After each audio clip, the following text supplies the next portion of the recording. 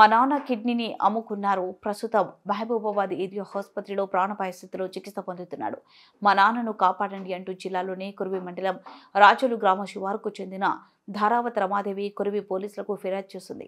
ధారావత్ తాండాకు చెందిన ధారావత్ చిట్టిబాబుకు పక్కనే ఉన్న పొలంపల్లి తాండాకు చెందిన ధారావత్ సుందర్ అనే వ్యక్తితో గత ఏడాది క్రితం పరిచయం ఏర్పడింది. తాను నిరుపేద జీవనం గడుపుతున్నానని, ఏదైనా ఓ పని చూపెట్టాలని చిట్టిబాబు ఆ వ్యక్తిని కోరాడు. మనకు 2 కిడ్నీలు ఉంటాయి, కానీ ఒక కిడ్నీ ఉంటే సరిపోతుంది.